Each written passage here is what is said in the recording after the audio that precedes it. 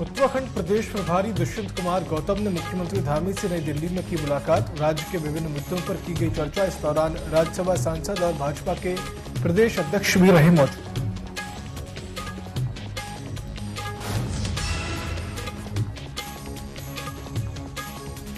सोनप्रयाग और गौरीकुंड के बीच चट्टान भर कर टूटी। चट्टान टूटने के बाद केदारनाथ यात्रा को हो गया रोका। यात्रियों से प्रशासन की अपील, मौसम साफ होने के बाद ही करें यात्रा।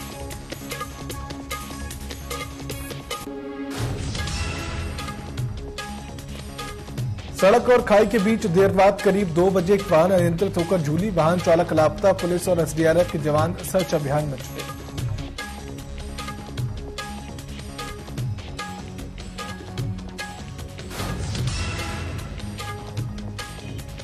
ट्रैफिक डायवर्जन का सेकेंड फेज हुआ शुरू। यातायात व्यवस्था के संचालन हेतु अस्थायी बस अड्डे प्रारंभ। कांवड़ मेले की समाप्ति तक रोडवेज बसों का संचालन।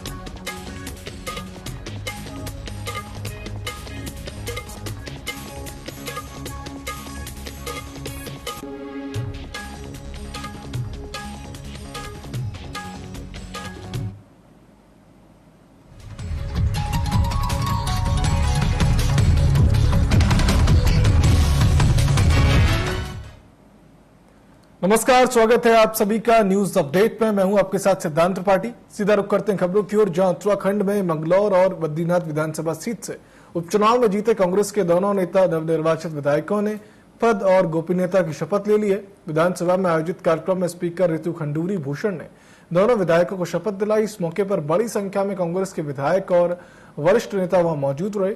बता दें कि दोनों विधानसभा सीटों पर 10 जुलाई को मतदान हुआ था, जबकि 13 जुलाई को दोनों ही सीटों पर मतगणना हुई थी।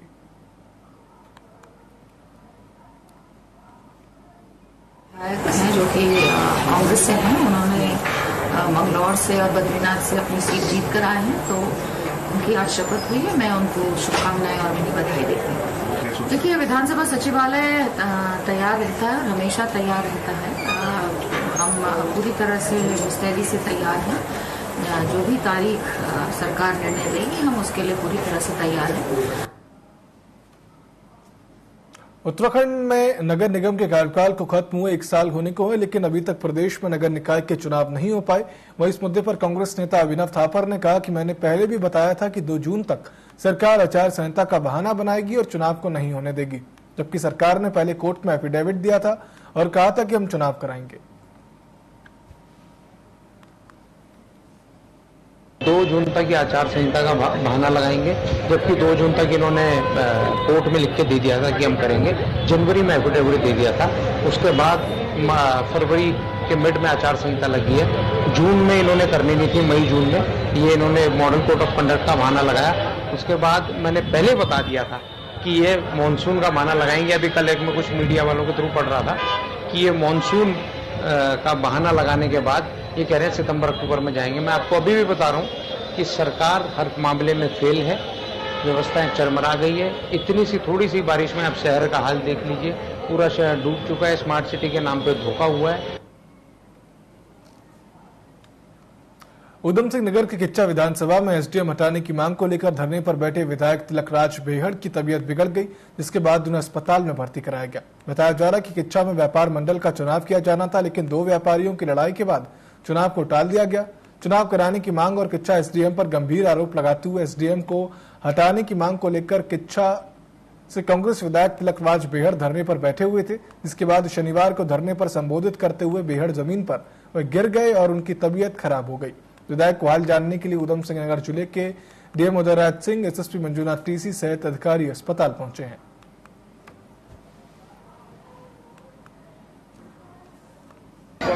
दे दिया गया है, अभी एसी रूम में रख रहे हैं। अभी एम्बुलेंस आ रही है, दुर्ग ले जाएंगे। एम्बुलेंस खड़ी, लगातार एम्बुलेंस। केंद्र में बजट पारित होने के बाद देहरादून के निजी होटल में भाजपा ने बजट पर चर्चा लेकर प्रेस वार्ता का आयोजन किया, जिसमें केंद्रीय राज्य मंत्री नित्यानंद राय ने केंद्र सरकार की ओर से पेश किए गए बजट को राज्य के हित में बताया। केंद्रीय गृह राज्य मंत्री ने कहा कि यह बजट उत्तराखंड राज्य के लिए महत्वपूर्ण बजट साबित होगा, क्योंकि इस बजट में उत्तराखंड राज्य के चौमुखी विकास पर ध्यान दिया गया है।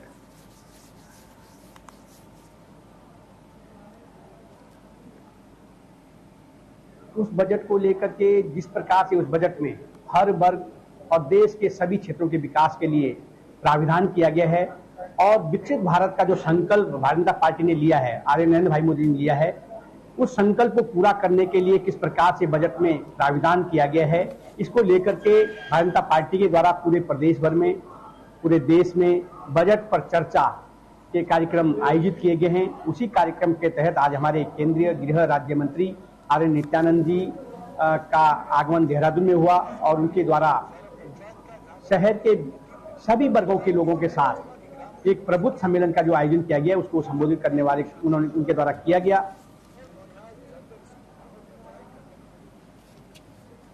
अल्मोड़ा डीएम विनीत तोमर ने सोमेश्वर में निर्माणाधीन उप जिला चिकित्सालय और अतिरिक्त प्राथमिक चिकित्सालय का औचक निरीक्षण किया। इस दौरान डीएम ने दवाओं के रिकॉर्ड को सही ढंग से रखने और मरीजों के साथ अच्छा व्यवहार करने और ओपीडी बढ़ाने के लिए सेवाओं को दुरुस्त करने के निर्देश दिए।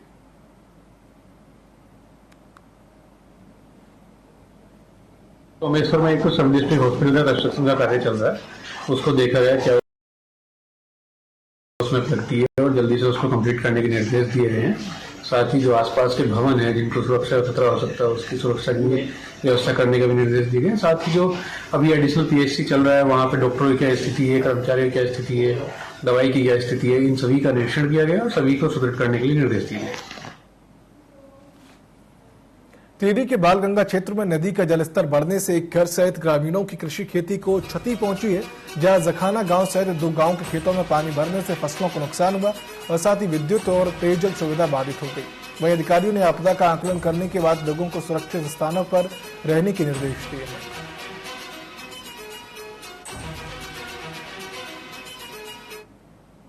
जो बूढ़ा केदार क्षेत्र है बालगंगा एरिया में और वहाँ पर थोड़ा अतिवृष्टि के कारण नदी का जलस्तर बढ़ा था, जिससे कि कुछ जो हमारी खेती जो खेत हैं वो बहे हैं और अभी जो सूचना मिली एक आवास भी है उसका क्षति पहुंची है। तो वहाँ पर हमारी राजस्व की टीम और जो संबंधित इंजीनियरिंग डिपार्टमेंट्स की टीम, अदर लाइन डिपार्टमेंट्स की टीम मौजूद है मौके पर और वो सर्वे कर रहे हैं। जो भी नुकसान हुआ होगा उसको क्षति उसकी भरपाई की जाएगी। साथ ही वहाँ पर अभी भी जलस्तर काफ़ी ज़्यादा है, तो जो भी अभी वल्नरेबल घर हैं जो किनारे में है वहाँ पर भी उनको अवेयर किया जा रहा है कि अभी थोड़ा सुरक्षित स्थानों पर उनको भी शिफ्ट कर रहे हैं। अभी ऐसी कोई जनहानि की या पशु हानि की ऐसी कोई सूचना भी प्राप्त नहीं हुई।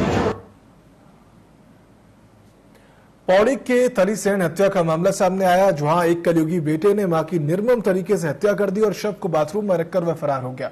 मामले में बताया जा रहा है कि आरोपी का अपनी मां से किसी बात को लेकर विवाद हुआ, जिस पर आरोपी ने लकड़ी के फट्टे से हमला कर अपनी मां की हत्या कर दी। फिलहाल पुलिस ने आरोपी को गिरफ्तार कर जेल भेज दिया है।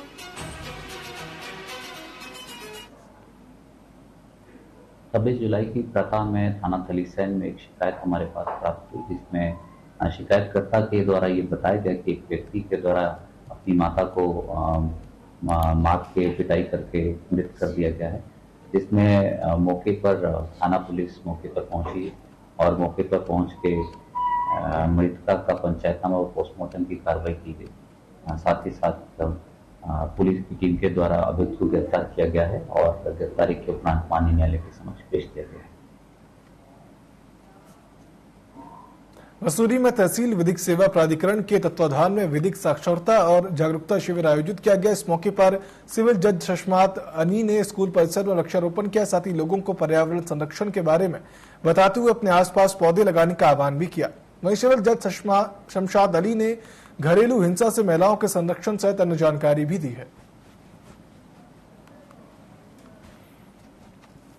शिविर आयोजन किया गया जिसमें काफ़ी लोग उपस्थित हुए और इन लोगों को घरेलू हिंसाओं से महिलाओं का संरक्षण अधिनियम के संबंध में मेरे द्वारा जानकारी दी गई।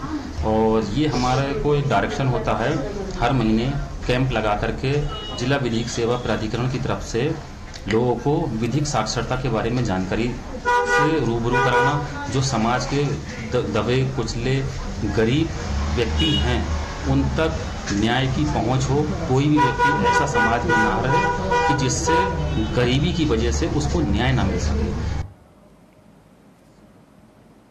प्रदेश सरकार ने दिल्ली में बना रहे केदारनाथ धाम के प्रतीकात्मक मंदिर को लेकर अब स्थिति स्पष्ट कर दी है, लेकिन उत्तराखंड में केदारनाथ मंदिर को लेकर राजनीति अभी भी जारी है। अल्मोड़ा में यूथ कांग्रेस ने कांग्रेस कार्यालय में बुद्धि शुद्धि यज्ञ किया, जिसमें सरकार और बीजेपी नेताओं की सद्बुद्धि की कामना की गई।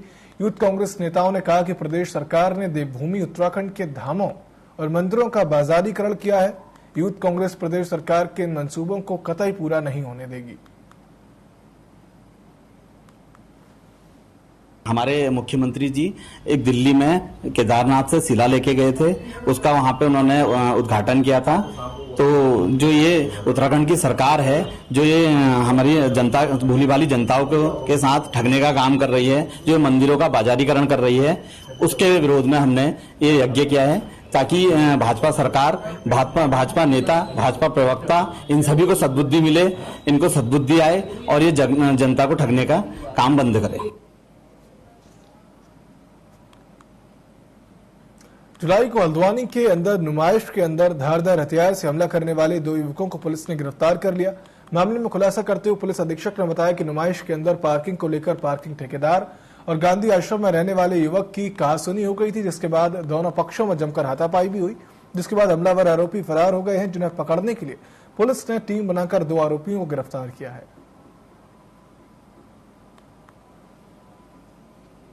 देखिए 20 जुलाई को हल्द्वानी में नुमाइश के दौरान एक घटना हुई थी, जिसमें कुछ लोगों के द्वारा हथियारों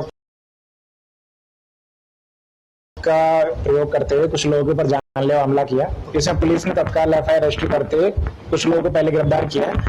इसमें 2 लोग जो थे वो फरार थे और ये 2 लोग न केवल 2 इस घटना में शामिल है, जबकि ये अंतर जो जनपदीय गैंग है उनसे भी जुड़े हुए हैं।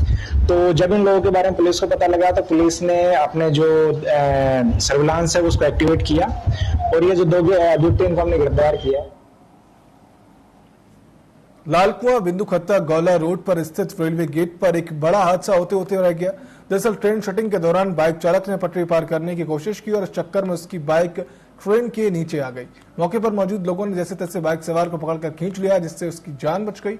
वही मौका पाकर अज्ञात व्यक्ति रेलगाड़ी के नीचे फंसी बाइक को छोड़कर फरार हो गया। इधर इस घटना में अभी ट्रेन भी पलटने से बाल बाल बच गई।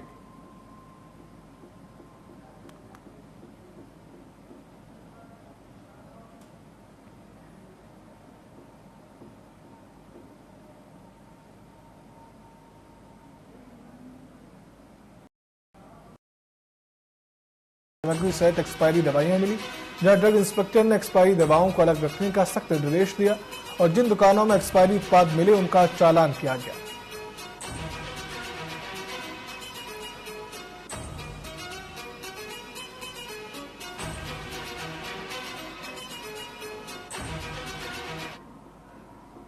आज मुखानी एरिया में हमने ड्रग और फूड के डिपार्टमेंट ने ज्वाइंट चेकिंग अभियान चलाया। ड्रग का तो मैडम ने बता दिया, फूड का हम लोग लगभग 13 से 14 दुकानों का निरीक्षण किया और 3-4 जगह पे हमने एक्सपायरी पाया है। और उसमें एक का तो हमने चलान किया, काफी वहां पे एक्सपायरी मिला है। तो उसमें सेक्शन 27(3)(a) के वायलेशन हुआ है और 58 में हमने जिसमें मेडिकल स्टोर और खाद्य प्रतिष्ठान है, उनका संयुक्त निरीक्षण हमारे द्वारा किया गया। क्या रहा निरीक्षण के दौरान हमने एक्सपायरी जो फूड आइटम्स हैं, ड्रग आइटम्स हैं, उसके अलावा जो भी कंडीशन ऑफ लाइसेंस में हमारा रहता है उसके अंतर्गत हमारे द्वारा चेकिंग की गई है। चमोली जिले में लगातार हो रही बारिश की वजह से 2 वाहनों के ऊपर मलबा आने से वाहन क्षतिग्रस्त हो गए हैं और वहीं जिला आपदा प्रबंधन की जानकारी अनुसार जिले भर में अभी 28 सड़कें बंद हैं, जहां कार्यदायी संस्था सड़कों से मलबा हटाने का कार्य कर रही है।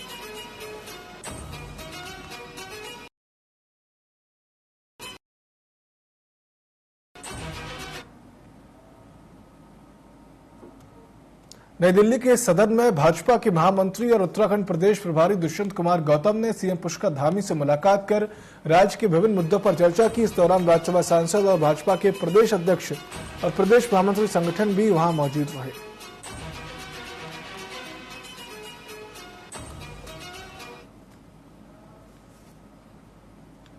उत्तराखंड में बजट को लेकर ट्रांसपोर्टरों में नाराजगी देखने को मिल रही है, जिसे लेकर सिटी बस अध्यक्ष विजय वर्धन डंडरियाल ने कहा कि सरकार ने बजट तो पास कर दिया है, लेकिन सरकार ट्रांसपोर्ट लाइन को कतई नकारती हुई नजर आ रही है। सभी वर्गों के लिए बजट में विशेष प्रावधान रखे गए हैं, लेकिन ट्रांसपोर्टरों को इस बजट से बिल्कुल अलग रखा गया।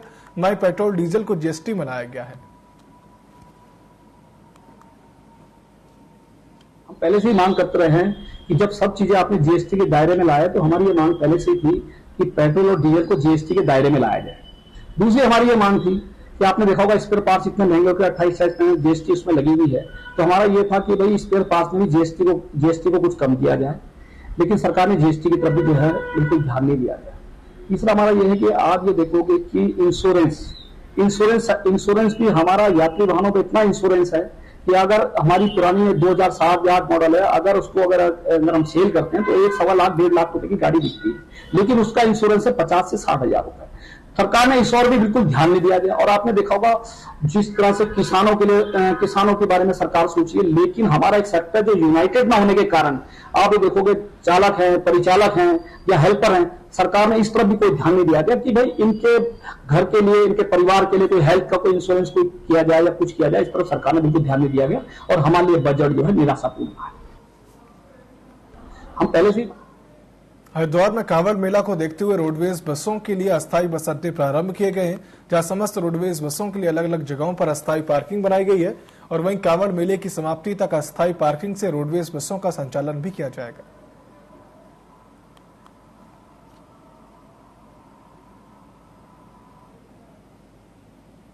ट्रैफिक डाइवर्जन का जो सेकंड फेज है वो आज से स्टार्ट हो चुका है, जिसमें जो हमारे 3 बस स्टेशन जो बनाए जाने थे, जिसमें देहरादून की चंडीगढ़ साइड से जो भी गाड़ियां हिमाचल से आ रही हैं उन्हें मोतीचूर बस स्टैंड पर लाया जा रहा है और वहीं से ही वो गाड़ियां जाएंगी। इसी क्रम में जो दिल्ली या मेरठ से जो भी बसें हैं, रोडवेज की बसें हैं, उनको ऋषिकुल पर लाया जा रहा है और वहीं से वो अपनी उधर साइड से आने वाली जो गाड़ियां हैं उनको नजीबाबाद के थ्रू आते हुए हमारा नीलधारा पार्किंग में आएंगी और वहीं से वापसी करेंगी। बद्रीनाथ राष्ट्रीय राजमार्ग पर बिरही कस्बे के पास एक कार अनियंत्रित होकर खाई की तरफ लटक गई।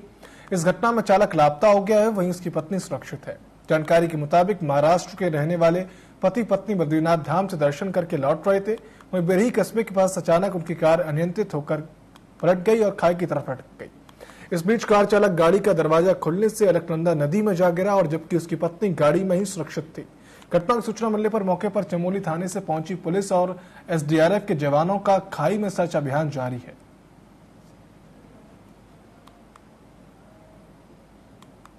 वहीं घनशाली क्षेत्र में बारिश के कारण घरों पर मलबा आने से 2 लोगों की मौत हो गई और वहीं सूचना मिलते ही एसडीआरएफ की टीम भी मौके पर पहुंचकर दोनों के शवों को बाहर निकाल चुकी है और उन्होंने कहा है कि भारी बारिश और मौसम को देखते हुए एसडीआरएफ टीम वहां तैनात रहे।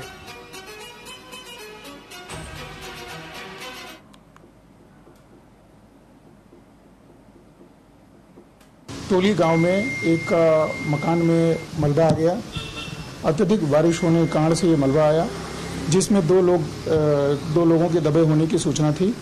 उन एसडीआरएफ के द्वारा उनके शवों को बरामद कर लिया गया। और क्या सर उस क्षेत्र में वर्षा अभी और भी हो रही है, इसीलिए जो एसडीआरएफ की टीम गई थी उसको वहीं कैंप रन करने के लिए बता दिया गया। केदारनाथ यात्रा के सबसे मुख्य पड़ाव सोनप्रयाग और गौरीकुंड के बीच अचानक से पहाड़ी दरक गई है और पहाड़ी से भारी मात्रा में मलबा और बोल्डर सड़क पर गिर गए। गनीमत भाई की चट्टान गिरते समय कोई भी यात्री सड़क पर आवाजाही नहीं कर रहा था। खतरे को भांपते हुए प्रशासन ने सोनप्रयाग में पहले से ही यात्रियों को रोक दिया था। फिलहाल सुरक्षा को देखते हुए प्रशासन यात्रियों को सुरक्षित ही सोनप्रयाग और गौरीकुंड में रोक चुका है।